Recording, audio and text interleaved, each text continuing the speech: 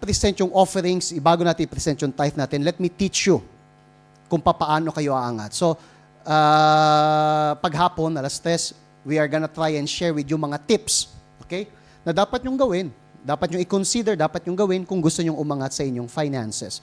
Isa na doon yung pag-uusapan natin patungkol kila Pedro. Because as you know, si Pedro ay isang what? Disciple. But anong trabaho ni Pedro?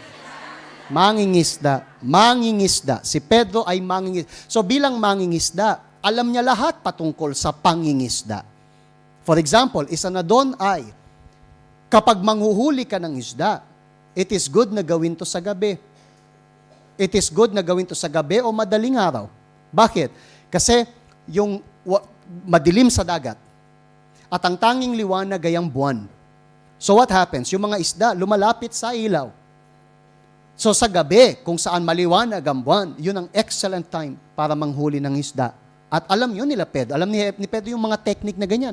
But one day, one night, nagpunta si Pedro kasama ng mga kasyoso niya sa trabaho para manghuli ng isda ng gabi. Pero sabi sa Bible, buong gabi sila nagtrabaho, walang nahuling kahit ano. So alam niya yung technique, alam niya yung mga abilities, meron siya, and yet wala siyang nahuli. Then kinaumagahan, sinong nakita niya? Si Jesus, hindi niya pakilala. And then sabi ni Jesus, may nahuli kayo? Wala po. So let's do this. Ihagis nyo yung net sa right side. Ihagis ninyo, makakahuli kayo ng isda. And then comes yung sinabi niya. Sabi diyan, Master. Simon replied, ano daw? We work hard all last night and did not catch a thing. I need you, hahatiin ko sa dalawa yung verse, yeah? Kasi dalawang lesson I want to show. Number 1, ito, we work hard. Sabi niya, Panginoon, nagtrabaho kami, hard, nagtrabaho kami talaga, masipag kaming nagtrabaho ng buong gabi, pero wala kaming nahuling kahit ano. Now, isatabi lang natin sandali yung walang nahuling kahit ano, and let's focus dun sa tatlong word. We work hard. Sabi nyo, gusto nyong umangat financially. Sabi nyo, gusto nyo na magtagumpay. Kaya kayo nasa Hong Kong. Kung ito hindi nyo gagawin, kalimutan nyo po yung pagtatagumpay. Okay? Ang taong hindi marunong mag-work hard, hindi magtatagumpay. And what do we mean when we say work hard? Sinasabi ba natin, during your day off, magtrabaho pa rin? No. Sinasabi ba natin na huwag kayong magpahinga kahit gabi? Magtrabaho kayo? Is it? No. Hindi. Mali yun. When we are talking about working hard, we're not talking about part-time job, we're not talking about wala kang pahinga, we're not talking about any of this. What we're talking about is, sa trabahong meron kayo, you give your best. Kasi merong mga nagtatrabaho na pabaya sa trabaho nila. I'll give you an example. Ito ay especially true, of course, hindi naman generally speaking, hindi lahat, but ito ay especially true, lalo na sa mga bago lang sa ibang bansa, bago magtrabaho sa ibang bansa. What is that? May mga nagpupunta sa ibang bansa, and especially pag baguhan, sila ay hindi 100% sa trabaho. Andun yung katawan nila, pero yung utak lumilipad. Andun yung katawan nila, pero yung utak nila nasa pamilya pa rin, malungkot, umiiyak, andun. So, anong nangyari? Divided sila. Hindi sila attentive. Kaya lalo silang nagkakamali. Tapos papagalitan pa ngayon. Kasi nga, magkakamali ka. Pag pinagalitan, lalong sa Pilipinas, hindi ka. And then na naman. And then paikot-ikot na cycle hanggang sa mag-crack at hindi na sila magtagumpay talaga. Pero anong problema? Ano yung simula? Ang simula ay ito, hindi sila pumunta ng buong buo. Yung katawan nandito, pero yung utak nandun. My friend, kung gusto nyo magtagumpay sa Hong Kong, dapat nandito ka, buong buo. Kayo na lagi kayo naiyak. Tuwing gabi, baka mamaya kayo yung nakita ni nanay doon. Yung nakita niyang lumulutang, baka kayo yon.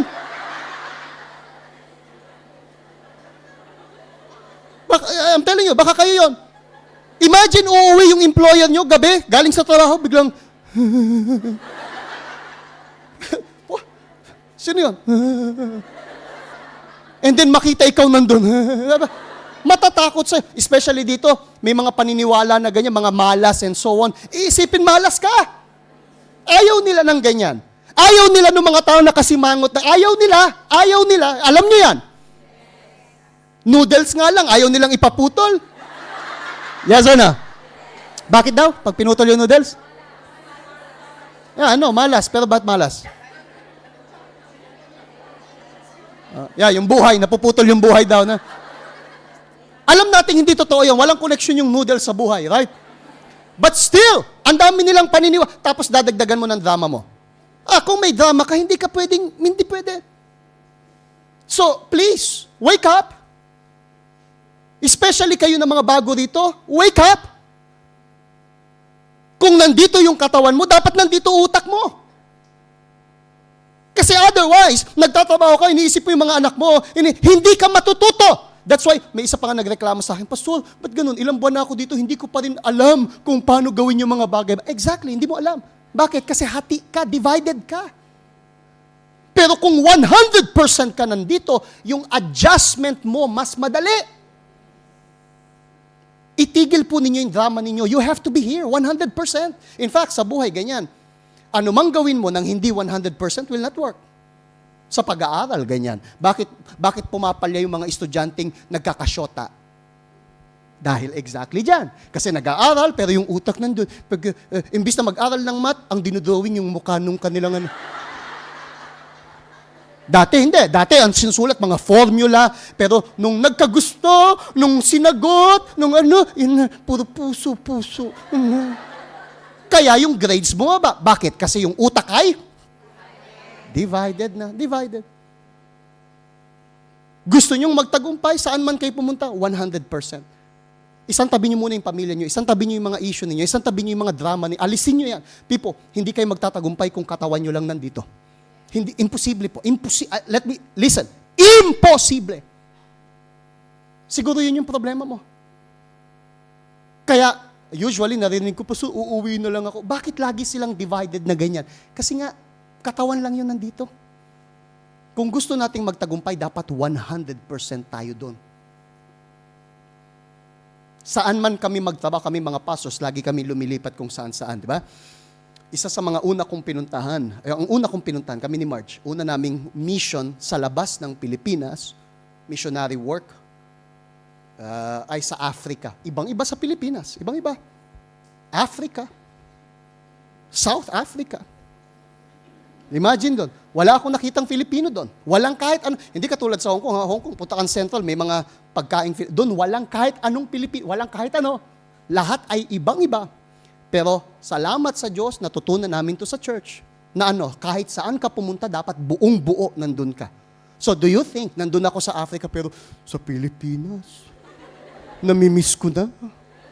Kahit tagal mo man nawala, ay babalik ka rin. Babalik ka. Do you think nandun ako kumakanta everyday? Kahit tagal mo na. Do you really think ginagawa ko yun? No. So, nung nasa South Africa ako, nung ginawa ko, dinala ko yung katawan ko. Yung utak ko, dinala ko doon. Nagsimula akong matuto ng, even ng Xhosa, yung kanilang language. Kasi nandun ako. Walang point kumanta ako ng salamat sa iyo. Hindi ako maintindihan nung mga nandun. So, kailangan, even yung kanta nila, matutunan ko, kailangan nandun ako. So I start singing na, Uying ko si Amakosi, ugum dalium klaba. Look at this. Tingnan nyo yan. So I have to, yung utak ko, kailangan ko i-switch. Kailangan ko i-change. Kasi nandun ako. Walang point na mag-isip bilang Pilipino kung ako ay nasa Africa.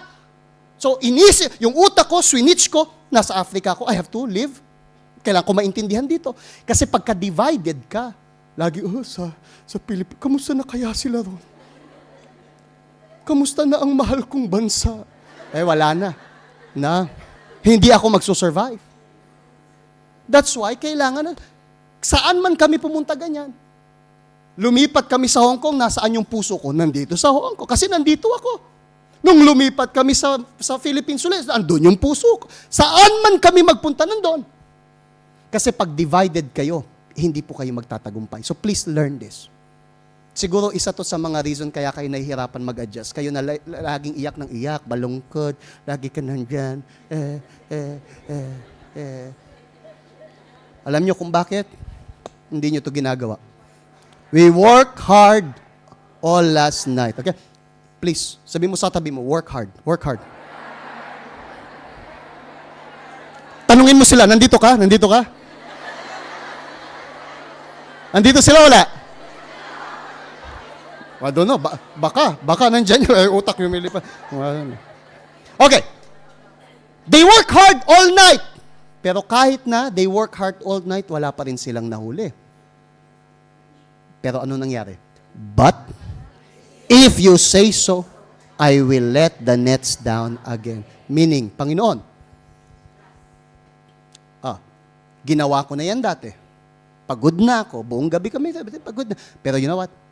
Dahil sa sinabi mo, gagawin ko. Uulitin ko. Anong ginawa actually ni Peter? Sinunod niya yung sinabi ng Diyos. And this is very important.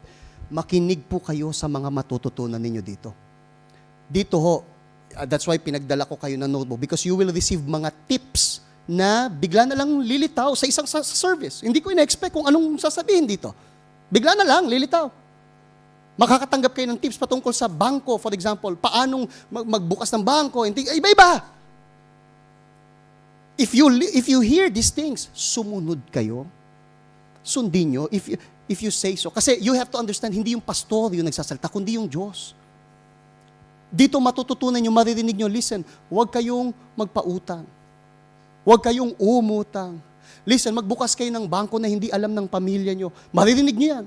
Huwag niyong labanan yung tinuturo sa inyo. Huwag niyo sa, hala naman, magbukas ng bangko na hindi alam ng pamilya. Ano yun? Tinuturoan ako ng pastor magsinungaling. Hindi kita tinuturoan magsinungaling. Tinuturoan kitang maging mahutak. Kasi kapag binuksan mo lahat, yan yung sabi ko sa VYG kanina, pag binulat-lat nyo lahat sa pamilya ninyo, ito yung sahod ko lahat, my friend, walang matitira sa inyo. Wala. Alam nyo kung ano matitira sa inyo? Nay? Wala. No, 5. 5. No, wala. 0. Yeah, 0. Resibo. Alam nila nangyari sa kanila. Resibo. Exactly. So what do we suggest? We suggest magbukas kayo ng bangko. Hindi bangko sa Pilipinas. Tulad ng, may mga BPI dyan, may Metrobank dyan, and all of that. Magbukas kayo ng bangko nyo rito. Isang bangko na hindi nila alam. Pero sikreto yun, Paso. Parang sikreto. Hindi parang. Sikreto talaga. Sikreto yun. Bakit? Yun ay para sa future nyo. Itabi nyo. Kasi hindi mo alam kung sinong pwede mong pagkatiwalaan. Narinig yung testimony kanina ni Ate Lani. 5 taon, nagpadala ng pera and so on na wala lang. May mga taong hindi pa mapagkakatiwalaan, especially kung sila ay hindi pa Christian, hindi mapagkakatiwalaan sa pera talaga. So people, hindi to tinuturuan ka maging masikreto, and so tinuturuan namin kayong maging maingat. Kasi every time nawawalan kayo ng pera, ang nawawala sa inyo, oras. So maging mautak kayo. Do yung maririnig nyo rito, yung advices namin, gawin nyo. Hindi kami magtuturo sa inyo ng mga advices na sisira sa inyo. Dapat kayong mag-ingat sa mga advices ng mga tao sa labas. Kasi yung mga tao sa labas may interes sa'yo. Gusto nilang gamitin ka. Kami, bakit ka namin gagamitin? Anong mapapala ko? Umangat kayo o hindi, ano sa akin yun? Pero bakit namin kayo tinuturuan? Kasi una sa lahat, kami ay mga lingkod ng Diyos. Ito ay demand ng Diyos sa amin. Pangalawa, kayo na nagpupunta rito, ang tingin namin sa inyo ay pamilya namin. Hindi ko gugustuhin yung mami ko, for example, magtrabaho ng ilang taon tapos walang ma-scam lang. Of course, hindi ko tatanggapin yon. Kung hindi ko yung gusto sa sarili kong mami, ba't ko gustuhin ko sa inyo yon? So makinig kayo. Wala akong interes. Pag umangat ka, papalakpak ako. Hindi ako magte-take advantage sa kung anong meron ka. Ikaw ang magte-take advantage nun. So listen. Ang problema, may mga tao, imbis na makinig kay Jesus, mas nakikinig sa mga tulisan. Mas nakikinig dun sa mga gustong manloko sa kanila. Tapos lalapit lang kayo kapag naloko na kayo. Pastor, may sasabihin ako. Ano po yun? Naloko ako. Kasi hindi ako nakinig sa inyo eh. Go ahead. Sinabi sa inyo. So people, makinig kayo sa Diyos. Every week, I'm just giving you yung umpisa na, because I believe every week bibigyan kayo ng Diyos ng tip. Sa finances, sa kahit ano, listen. Gawin nyo yung sinasabi ng Diyos. Today, what did we learn? Sinabi ng Diyos, dapat nandito ka. Work hard. Nandito ka dapat. Andito na kayo? Yes. Are you sure? Yes. Okay. Dapat nandito kayo. Yun yung una nyong narinig today. Next week, tuturuan kayo ng iba pa. And you are going to build up yung buhay ninyo. Amen?